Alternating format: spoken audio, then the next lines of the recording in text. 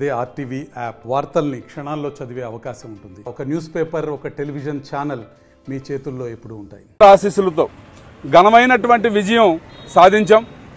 మరొక్కసారి మూడోసారి బరిలోకి దిగుతూ హ్యాట్రిక్ సాధించే దిశగా మా టీడీపీ శ్రేణులందరూ కూడా చాలా కష్టపడుతున్నారు.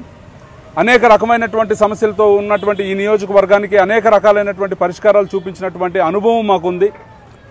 కొత్తగా ఈరోజు జన సైనికుల ఉత్సాహం మాకుంది. అలాగే బీజేపీ శ్రేణుల తాలూకా సంపూర్ణమైనటువంటి మద్దతు మాకుంది.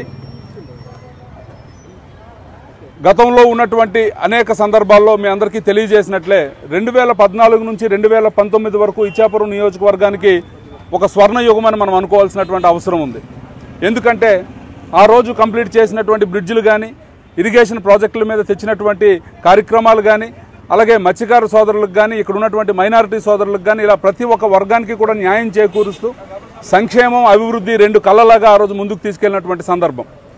మరి 2019లో ఈ ప్రభుత్వం అధికారంలోకి వచ్చిన తర్వాత ప్రజలందరూ కూడా అనేక రకాలైనటువంటి ఇబ్బందులకు గురైనటువంటి పరిస్థితి మీ అందరికీ గుర్తు చేస్తున్నాను. అరకొర సంక్షేమం ఇస్తూ అభివృద్ధి పూర్తిగా లేకుండా ఈ 5 సంవత్సరాలు కూడా పరిపాలించినటువంటి జగన్మోహన్ రెడ్డిని గద్దె దించాలి అని ప్రజలందరూ కూడా చాలా ఉత్సాహంగా ముందుకొస్తున్నటువంటి పరిస్థితి. క్యాంపెయినింగ్లో మేము ఏ గ్రామంకి వెళ్ళినా, ఏ గడపకు వెళ్ళినా ప్రతి ఒక్కరు కూడా ఎదురొచ్చి తిలకం దిద్ది మా అందరికీ హారతులకి ఇంకా కొన్ని రోజుల్లో మాకు ఈ శని విరగడవుతుంది అని చెప్పి మాకు చెప్తుంటే చాలా ఉత్సాహాన్ని ఇస్తుంది, చాలా ధైర్యాన్ని ఇస్తుంది.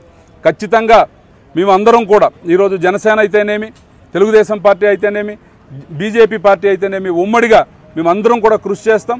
ఖచ్చితంగా ఇచ్చాపురం నియోజకవర్గంలో మరొకసారి విజయకేతనం ఎగరవేసి చంద్రబాబు నాయుడు గారికి గిఫ్ట్గా ఇస్తామని తెలియజేసుకుంటున్నాం. మరిన్ని వీడియోస్ కోసం ఛానల్ ని సబ్స్క్రైబ్ చేయండి. లేటెస్ట్ అప్డేట్స్ కోసం వాట్సాప్ ఛానల్ ని ఫాలో చేయండి. అండ్ లింక్ డిస్క్రిప్షన్ లో ఉంది.